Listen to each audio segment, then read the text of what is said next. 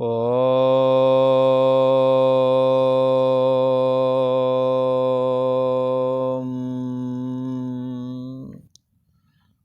गुरु ब्रह्मा गुरु विष्णु गुरुदेव महेश्वरा गुरु साक्षात् परम ब्रह्म तस्मै श्री गुरुवे नमः।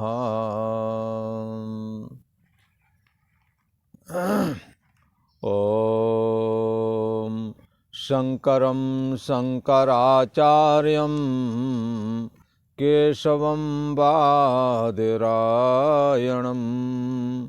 सूत्रभाष्यकृतौ वन्दे भगवन्तौ पुनः पुनः। ईश्वरो गुरुरात्मेति मूर्तिभेद विभागिने व्योमवत् व्याप्त देहाय दक्षिणामूर्तये नमः। ओम बंशी विभूषितकरा नवनीरदावात् पीताम्बरा दरुणबिम्ब फलादरोष्टात् पूर्णेन्दुसुन्दर मुखादरविन्दनेत्रात् कृष्णात् परं किमपि तत्त्वमहं न जाने। वसुदेवसुतं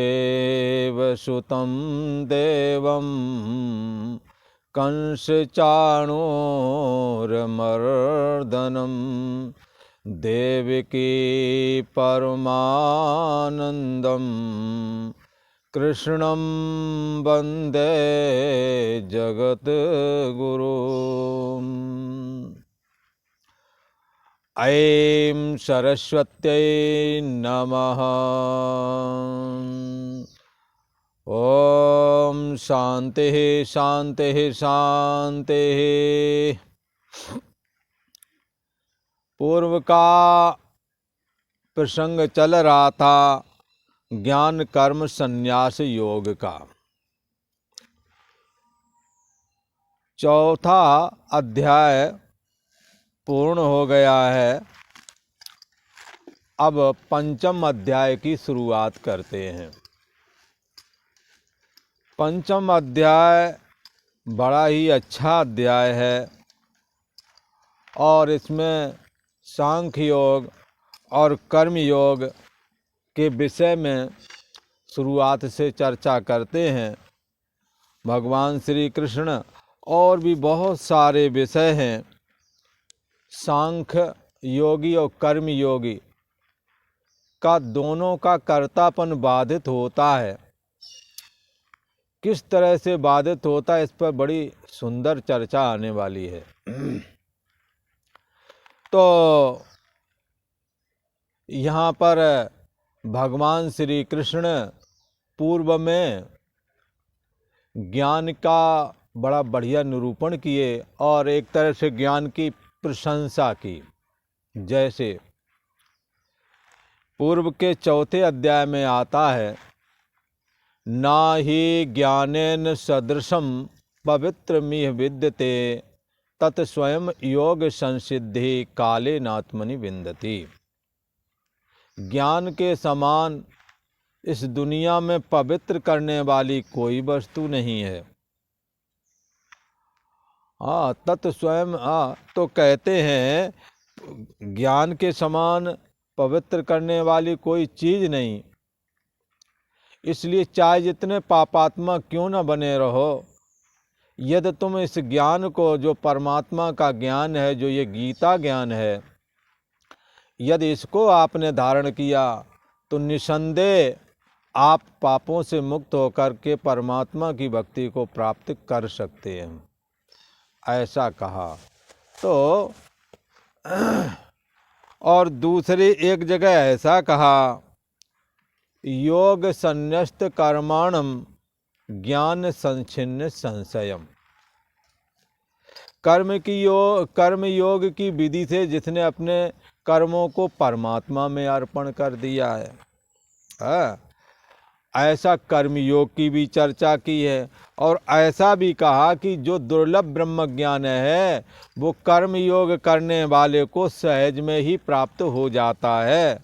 उस ज्ञान को बहुत समय से जब कर्म योग का आचरण करने वाला साधक जो होता है, बहुत समय तक कर्म योग का आचरण करता है, तो अपने आप ही अपने आत्मा में वो ज्ञान, दुर्लभ ब्रह्म ज्ञान प्राप्त कर लेता है। इसीलिए बहुत सारे गुरु भक्त हुए हैं, जैसे उद्दालक हुए हैं, उपमन्यु हुए हैं, और उत्तंक हुए हैं। ये गुरु भक्तों में प्रथम श्रेणी में गिने जाते हैं। इन्होंने गुरुओं की सेवा करके सब कुछ हासिल कर लिया। सेवा से ही चित्त निर्मल हो गया, गुरु महाराज की कृपा हुई, अंतरात्मा से गुरु महाराज ने आशीर्वाद दिया और वो उन समस्त विद्याओं को प्राप्त कर लिए जो विद्याएं गुरु महाराज के पास में थी। ऐसा कहा। तो अब ये स्वाभाविक ही है, कर्मयोग की भी बात कहते हैं, भगवान ने चर्चा की और ज्ञान योग की भी चर्चा की। तो अर्जुन को लगा भगवान शायद ज्ञान योग को श्रेष्ठ बता रहे हैं कर्म योग की अपेक्षा। कभी लगे शायद कर्म योग को बता रहे हैं, ऐसा लग रहा था। ज्ञान की बात करते हैं तो कभी कर्मयोग की प्रशंसा प्रसंगानुसार, जैसा जहाँ आवश्यकता होती है वैसा भगवान बोलते हैं। खैर, ऐसा भगवान श्री कृष्ण ने जो पूर्व में उपदेश किया उसके विषय में ऐसा संशय अर्जुन के अंदर में था। तो अब ये पंचम अध्याय की शुरुआत करते हैं, तो उसमें वो ये अपने संशय रखने वाले हैं जो उनके मन में है। ओम श्री परमात्मने नमः। अथ पंचमो अध्याय। अब अर्जुन जो है सांख्य योग और कर्म योग की श्रेष्ठता के संबंध में अर्जुन भगवान से प्रश्न करते हैं। अर्जुन उवाच, अर्जुन कहते हैं संन्यासं कर्मणां कृष्ण पुनर्योगं च संससि यच्छ्रेया एतयोरेकं तन्मे ब्रूहि सुनिश्चितम्। अर्जुन कहते हैं, हे कृष्ण, कहते हैं ऐसा कहते हैं, ये कृष्ण शब्द सत्तात्मक है। जैसे ये जमीन सारे जगत का आधार है, सत्ता है, ये ना हो तो कैसे रहेगा, ऐसे ये कृष्ण सारे जगत का आधार है। ये सत्ता के अर्थ में कृष्ण शब्द एक कृष धातु करके होती है, तो सत्ता अर्थ में उसको ग्रहण किया जाता है। सारे जगत को ये कृष्ण सत्ता देते हैं। तो भगवान श्री कृष्ण को अर्जुन कभी केशव कहते हैं, कभी अच्युत कहते हैं, पर अब की बार अर्जुन भगवान श्री कृष्ण को कृष्ण कहते हैं। हे कृष्ण, मानो ऐसा कह के अर्जुन ने ये सूचित किया, आप ही जगत के आधार हैं प्रभु, आप हमारे को बताएं, आपसे ज़्यादा और कोई नहीं जानता, मानो ऐसा कह रहे हैं। इसलिए अर्जुन कहते हैं, हे कृष्ण, कर्मणाम संन्यासम, आप कर्मों के संन्यास की बात कहते हैं। किसी ने कहा ये कर्मों का संन्यास क्या मतलब है इसका भाई? कर्मों का त्याग। और इसी गीता में दूसरे पीछे आ चुका है ना ही कश्चित क्षणमपि जात तिष्ठत्य कर्मकृत कार्यते ही वसा कर्म सर्वः प्रकृति जैर गुणै। आप किसी भी क्षण कर्म के बगैर नहीं रहते हैं, नहीं रह सकते हैं। प्रकृति आपको प्रकृति के गुणों से परवश होकर के आप तत्त क्रिया कर ही लेंगे। किसी ने कौन सी क्रिया कर लेंगे? यदि आप में सतोगुण हुआ तो आप ज्ञान वैराग्य के कार्य में लग जाएंगे। यदि आप में रजोगुण हुआ तो अंतिम सांस तक घर गृहस्थी को संभालने में ही बिताएंगे। लगेगा ये बिगड़ जाएगा, हम नहीं होवेंगे तो क्या होवेगा। हाँ, इसलिए अंतिम सांस तक संभालते संभालते अंत में संभाल तो खैर कोई नहीं पाता है, पर आप चेष्टा करेंगे जिसके अंदर रजोगुण का जिनों के अंदर निवास है ज़्यादा। यूँ तो तीनों गुणों का निवास सभी के अंदर होता है, कम ज़्यादा वाली बात है। खैर, तो रजोगुण यदि हुआ तो घर गृहस्थी के कार्य में आपकी रुचि हो जाएगी और आप करेंगे। इसी प्रकार यदि तमोगुण के आपके अंदर में विद्यमान है तो निद्रा, आलस और प्रमाद में आप लग जाएंगे। ऐसा कहा। और निंदा चुगली में लगे रहेंगे, मादक पदार्थों का सेवन करने लगेंगे। यदि तमोगुण है, ये आप ना चाहोगे तो भी होवेगा यदि ये गुण आपके अंदर अधिकता के रूप में विद्यमान है। सतोगुण, रजोगुण, तमोगुण। बंधुओं, यहाँ एक बात हमेशा ध्यान रखना चाहिए, जब सतोगुण की वृद्धि होती है तो रजोगुण और तमोगुण हमेशा दबा रहता है। इसलिए सतोगुणी तभी ज्ञान वैराग्य को धारण कर पाता है जब रजोगुण और तमोगुण दबा रहता है। और जब रजोगुण बड़ा होता है तो सतोगुण और तमोगुण दबा हुआ होता है। इसलिए ना तो ज्ञान वैराग्य की बात वो सुनता है और ना ही निद्रा, प्रमाद, आलस में लगता है। वो अपने घर गृहस्थी के काम में दिन रात लगा रहता है और सोचता है अभी तो ये कर लिया, आगे ये कर लेंगे, हमारा काम लगभग होने ही वाला है और हम अभी इतना कमा लिया और कमा लेंगे, इसी में लगा रहता है। खैर, फिर जब तमोगुण बढ़ता है, ऐसा आदमी आपने अपने घरों में कहीं न कहीं जरूर देखे होंगे, जो सोने और उसी में आलस आदि में बने रहते हैं, ना घर गृहस्थी का कोई संपादन करें काम, और ना ही नौकरी सर्विस में भी अगर करते हैं तो महीने भर में 2-4 छुट्टी मार देंगे तो उनकी तनख्वाह और कट जाती है। और दुकान में हुए तो वहाँ पर लापरवाही करते हैं। तो क्या है, हमारे यहाँ एक थे, दीपावली के दिन जब सब दुकानें खोले तो उसने बंद रखी, नहीं मन कर रहा उसका। खैर, ये तमोगुण का नतीजा है। तमोगुण अपना कार्य करवा लेवेगा, तब रजोगुण और तमोगुण, रजोगुण और सतोगुण दोनों दबे रहेंगे। भगवान श्री कृष्ण से अर्जुन प्रश्न रखते हैं कि आप कर्मों के त्याग की बात करते हैं और कर्म किसी क्षण छोड़े नहीं जा सकते हैं, आपने पहले कहा है। तो दूसरी बात और भी बताई, पुनः योगम संससी, कर्मों के संन्यास की बात करते हो भगवान, और फिर कर्म योग की भी प्रशंसा करते हो। क्या? तत् स्वयं योग संसिद्धि काले नात्मन बिंदती, जो दुर्लभ ये ज्ञान है संन्यास मार्ग से जो प्राप्त होता है, वो कर्म योगी महापुरुष को सहज में ही प्राप्त हो जाता है।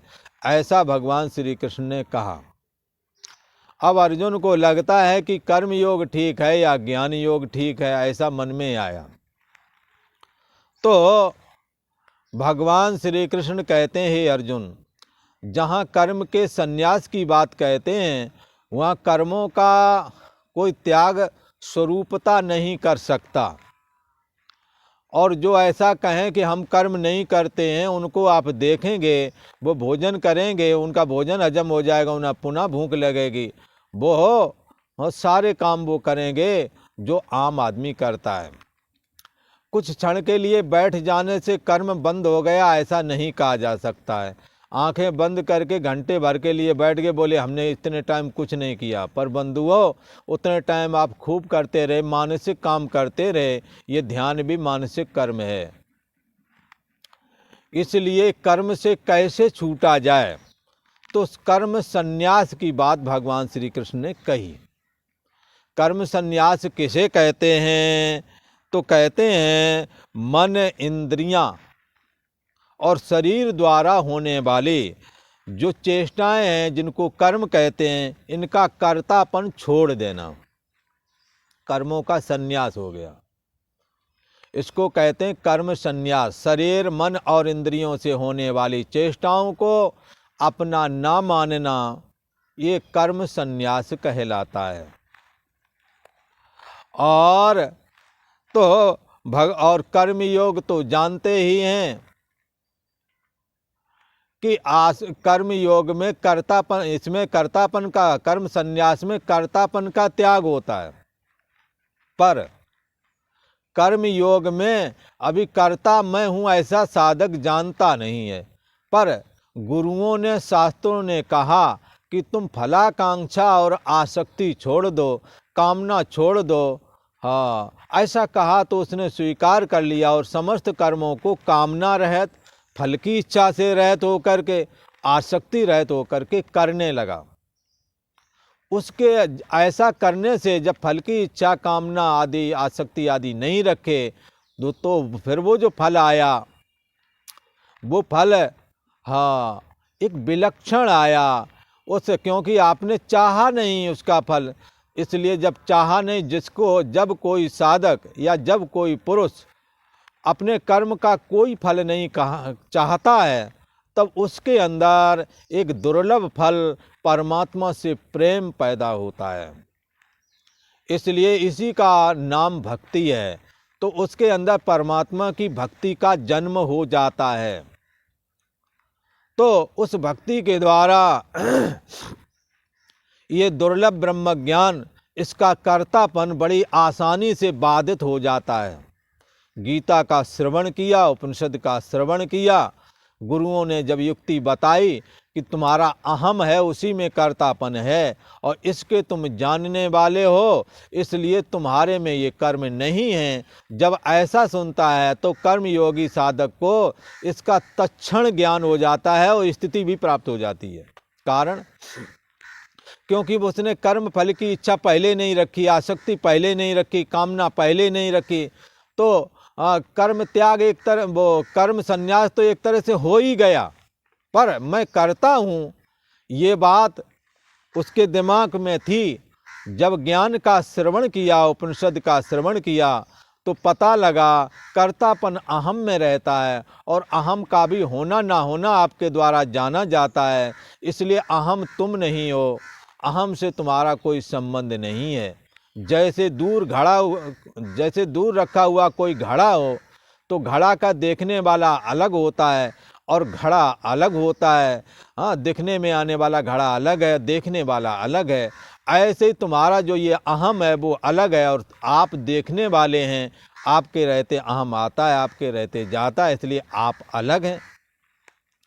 जब ऐसा ज्ञान होता है तो तत्क्षण ही, थोड़े से ही उपदेश से, हाँ, इसको कर्म योगी को तत् स्वयं योग संसिद्धि काले नात्मन बिंदती ही, योग की संसिद्धि जो दुर्लभ ब्रह्म ज्ञान है उसे सहज में ही प्राप्त हो जाता है।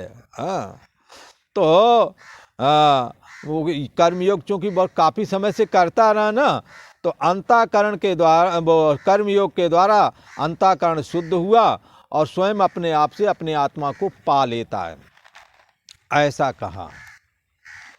खैर, भगवान श्री कृष्ण कहते हैं, भगवान श्री कृष्ण से अर्जुन बोले, हे कृष्ण, कर्मों के संन्यास की और कर्म योग की प्रशंसा करते हो। पहले तो कर्मों के संन्यास की बात कहते हो और बाद में कर्मयोग की प्रशंसा करते हो। एतयो यत एकम में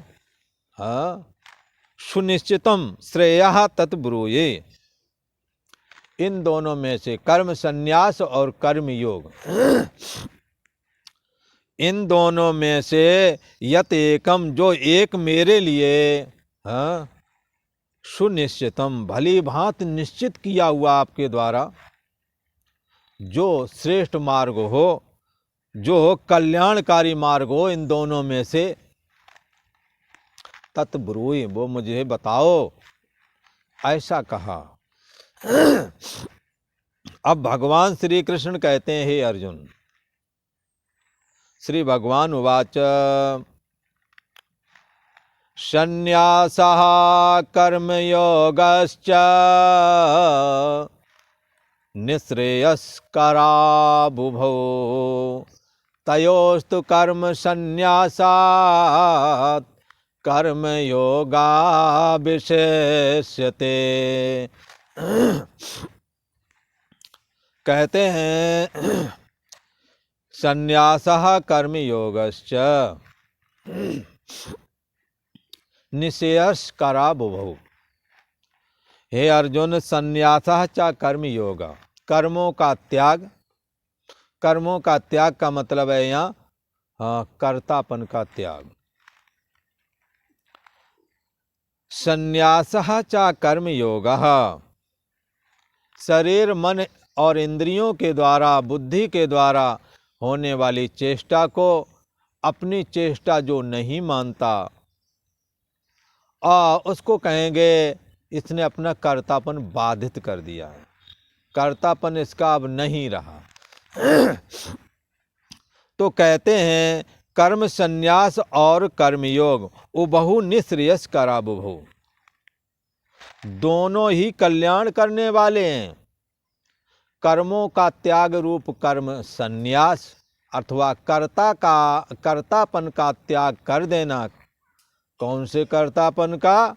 यदि ऐसा कहें तो शरीर से होने वाली चेष्टा तथा मन से होने वाली चेष्टा, मन बुद्धि से होने वाली जो निर्णय संकल्प विकल्पात्मक हैं, ये जो है इसमें मैं बुद्धि का ना होना, इनसे अपने को असंग महसूस करना और मैंने किया ऐसी वृत्ति विशेष जो बुद्धि की है, इससे छुटकारा पा जाना कर्तापन का बाधित होना कहा जाता है।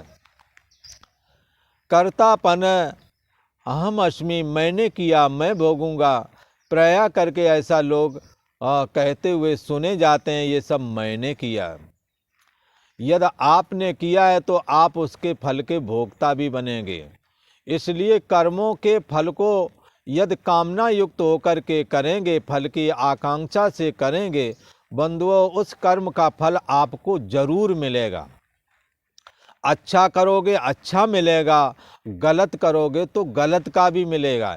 यद्यपि आप गलत चाहेंगे नहीं तो भी गलत का परिणाम आ जाता है। इसी प्रकार अच्छे का परिणाम यदि आप नहीं चाहेंगे तो भी आता है, पर अच्छे का परिणाम भगवान की भक्ति बन करके आता है। और यदि तुम साधारण कर्म करते हो, उसकी कोई भी फल अथवा कामना नहीं रखते, कोई फल की इच्छा नहीं रखते, हाँ, तो यदि रखोगे तो मिलेगा, ऐसी बात नहीं। और नहीं रखोगे तो महादुर्लभ फल भगवान की भक्ति, परमात्मा की प्राप्ति उसे हो जाती है, ऐसा कहते हैं। इसलिए कर्म कभी निष्फल नहीं बंधुओं, ना कर्म त्यागा जा सकता है, ना कोई त्याग कर सकता है। माया का बनाया हुआ यंत्र पर आप आरूढ़ हैं, वो क्रियाशील है। अहम से लेकर के मन बुद्धि इंद्रियां समस्त क्रियाशील कहे गए हैं। इसलिए शरीर का स्थूल कर्म कहा जाता है और बाकी कर्म मानसिक कहे जाते हैं। और तीसरे नंबर का जो मन की कारणा अवस्था है सुषुप्ति, वो जड़ता रूप कही गई है। इसमें कर्म तो नहीं होते पर कर्म जड़ता के रूप में विद्यमान रहते हैं। जैसे बालक में अभी काम का प्रवेश नहीं है, वो काम सुख को नहीं जानता है, पर नहीं है ऐसा नहीं समझना, जब वो अपनी एज पे आएगा काम जागेगा।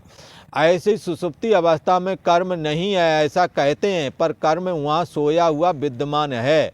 जब जागेगा तो कर्म तुरंत होने लगेगा। इसलिए जागृत की अवस्था भी कर्म रूप है, स्वप्न की अवस्था भी कर्म रूप है और सुसुप्ति की अवस्था भी कर्म रूप ही है, पर सुसुप्त हैं कर्म। कर्म नहीं है ऐसा नहीं कह सकते। जैसे बालक के अंदर काम क्रोध आदि का संस्कार नहीं है, लोभ का संस्कार नहीं है, ऐसा दिखता है, पर नहीं है ऐसा नहीं कह सकते। वहाँ सुषुप्त रूप में सब विद्यमान है। अपने समय पर जब बालक की बुद्धि विकसित होवेगी, शरीर विकसित होवेगा, तो उनका असर भी उसके शरीर पर, उसके मन पर दिखने लगेगा। इसलिए कर्म का त्याग नहीं किया जा सकता है। कर्म के त्याग का एक ही उपाय है कि आप कर्तापन को छोड़ दें। मैं करता हूँ, मैंने किया, ऐसा कर्तापन की भावना का यदि त्याग कर देंगे तो कर्म आपका छूट जाएगा। कर्म फिर वो फल नहीं दे पाएगा। और कर्मयोग की विधि से कर्तापन अभी साधक को पता नहीं, पर गुरु महाराज ने कहा जो भी काम करना है फल की इच्छा छोड़ के करना है, आसक्ति छोड़ के करना है, कामना छोड़ के करना है, तो तुम्हें भगवान की भक्ति मिलेगी। ऐसा गुरु महाराज ने कहा, तो ऐसा समझ के वो लगा रहता है। तो इसमें इसने कर्तापन का तो त्याग नहीं किया, पर फल की इच्छा छोड़ दे, आसक्ति छोड़ दे, जिससे कि वो जो उसका कर्म बंधन था वो ढीले पड़ गए। और जो ही कर्तापन का त्याग किया जाता है कर्म बंधन कट जाता है। कर्तापन का त्याग ज्ञान योग के द्वारा, जिसे सांख्य योग कहते हैं, उसके द्वारा होता है। इसलिए उसी के लिए कहा भिद्यते हृदय ग्रंथि छिद्यन्ते सर्व संशया क्षीयन्ते चास्य कर्माणि तस्मिन् दृष्टे परावरे। उस परम ब्रह्म परमात्मा को साधक जब जान जाता है तो हृदय की गांठ कट जाती है जिसमें कर्म रहता है। बोले कौन सी गांठ है? बोले मैंने किया, मैं करता हूँ, ये कर्तापन की गांठ कट जाती है। और कर्तापन की गांठ कट जाने से इसके कर्म फिर फल देने में समर्थ नहीं होते। पर ऐसे कर्तापन बाधित वाला भी यदि अच्छे अच्छे कर्मों को समाज में करके दिखाता है तो उसके अंदर परमात्मा श्री हरि की भक्ति उसके अंदर में भी आ जाती है। इसलिए रामायण में कहते हैं जीवन मुक्त महामुन जेऊ और हरिगुण सुने निरंतर तेऊ। जीवन मुक्ति जिनकी हो गई है, जिनके कोई कर्तव्य शेष नहीं रह गए हैं, जो सदा ब्रह्म चिंतन में लीन है, लोकोपकार के कार्य करते रहते हैं, लगता है मैं किसी के काम में आ जाऊं, ऐसी भावना रखने वाले भगवान की दुर्लभ भक्ति, भगवान के प्रति प्रेम प्राप्त कर लेते हैं और फिर वो भगवान के गुणानवाद गाते हैं, सुनते हैं। भले ही अब उनका कोई काम बाकी नहीं रह गया, वो जीते जी मुक्त हो गए हैं, तो भी भगवान श्री कृष्ण कहते हैं हे अर्जुन, कर्म संन्यास वो मार्ग है जब शरीर मन इंद्रिय आदि के द्वारा होने वाली चेष्टा कर्तापन की वजह से होती हैं, और जब ज्ञान का आश्रय लेकर के उस कर्तापन का बाध कर दिया, कर्तापन को बाधित कर दिया, कर्तापन खत्म कर दिया, तो उसको कहते हैं कर्म संन्यास। शरीर मन इंद्रिय आदि से होने वाली चेष्टा को मेरी चेष्टा है ऐसा नहीं मानता, अहम का त्याग कर दिया और अहम में ही शरीर इंद्रिया मन बुद्धि आदि हैं, लिहाजा कर्तापन बाधित हो गया। ये हो गया है कर्म संन्यास। और कर्म योग में केवल फलाकांक्षा और कामना और आसक्ति का त्याग करना होता है। अभी कर्तापन बाधित नहीं हुआ, कर्तापन बाधित तो ज्ञान के द्वारा ही होता है, पर कर्म योग जो है आपके कर्म बंधन को ढीला कर देता है। जैसे पहलवान जब लड़ते हैं तो एक पहलवान जब कमज़ोर पड़ता है तो वो पकड़ मजबूत नहीं कर पाता, तो दूसरा उसे पटक देता है, क्योंकि उसके बाजू जो है ढीले पड़ गए, थक गए।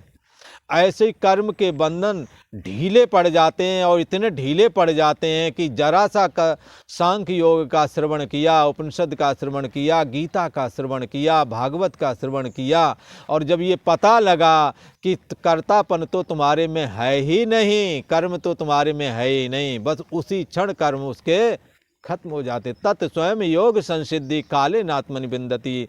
लंबे समय से कर्म योग करता ही रहा, और फिर जब उसे इस रहस्य का पता लगा तो अपने आप से अपनी आत्मा को पा लिया और देखा कि मुझे इस आत्मा में न तो कर्तापन है न कर्म है, कर्म सारे अहम में थे, मन बुद्धि आदि में थे। इस तरह से दोनों ही मार्ग बड़े ही अच्छे हैं, दोनों ही कल्याणकारी हैं।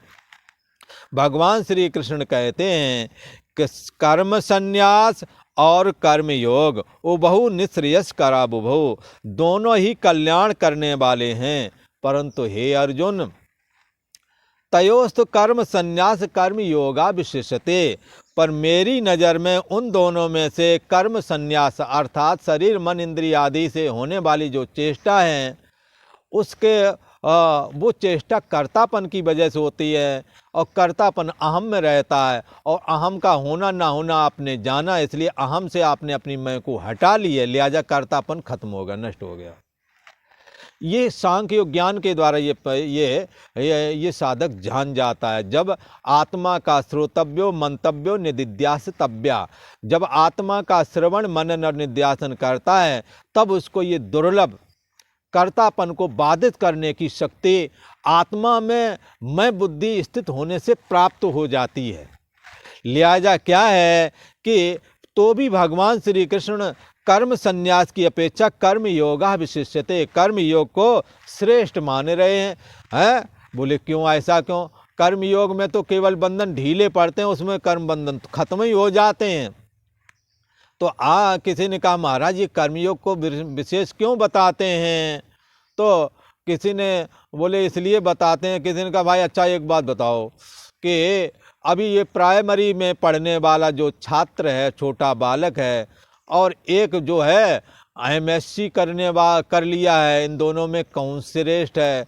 तो तुरंत अगले ने कहा MSc कर चुका है और उसकी सर्विस भी लग चुकी, वही श्रेष्ठ है। हाँ, तो किसी समझदार ने कहा वो श्रेष्ठ नहीं, प्राइमरी वाला श्रेष्ठ है। बोले क्यों? बोले प्राइमरी करके ही वो वहाँ पहुँचा है। यदि वो प्राइमरी ना किया होता, प्राइमरी की पढ़ाई काखा गागा ABCD ना सीखा होता, हाँ 1 2 3 4 100 तक गिनती ना सीखा होता, 20 तक पहाड़े ना सीखे होते, है तो कैसे वहाँ पहुँचता? उसी दृष्टि को मद्देनजर रख करके कहते हैं जो साधक कर्मयोग का आश्रय नहीं लेता, कर्मयोग नहीं करता, उसको दुर्लभ कर्म संन्यास अर्थात सांख्य योग में प्रवेश नहीं मिलता। इसी दृष्टि को मद्देनजर रखते हुए भगवान श्री कृष्ण ने कहा, हे अर्जुन, कर्म संन्यास और कर्म योग दोनों ही परम कल्याण करने वाले हैं, परंतु हे अर्जुन मेरी नज़र में उन दोनों में से कर्म संन्यास की अपेक्षा कर्म योग श्रेष्ठ है। ये करने में भी सुगम है। आप जो झाड़ू पोंछा आदि करते हैं यही कर्म योग है, पर कामना ना रखें, फल की इच्छा ना रखें, आसक्ति ना रखें, और भगवत अर्पण बुद्धि से करें, लोगों के काम आ जाएं। अपने बड़े बुजुर्गों की सेवा समझ के वही काम करें तो नोक झोंक ये खत्म हो जाए और वही काम तुम्हारा कर्म योग हो जाए। पर आपके चित्त में राग द्वेष बैठा हुआ है, जिसकी वजह से आप ये कार्य संपादन नहीं कर पाते। इसलिए हमें पूरा कोशिश करके देखो, झाड़ू लगाना भी साधना है। जैसे सबरी ने झाड़ू लगाया उसे राम जी मिले, तुलाधार बनिया ने दुकान चलाई, आसक्ति रहे तो करके, कामना रहे तो करके, कर्मयोग का आचरण करके उसको दुकान बंधनकारी नहीं हुई। अच्छा, इसी प्रकार सदन कसाई का काम कर रहा था, ये पैतृक काम थे, क्या करे, जैसा पहले से करते हुए उसके पिता, उसने देखे अपने पिता को करता वही काम उसने किया।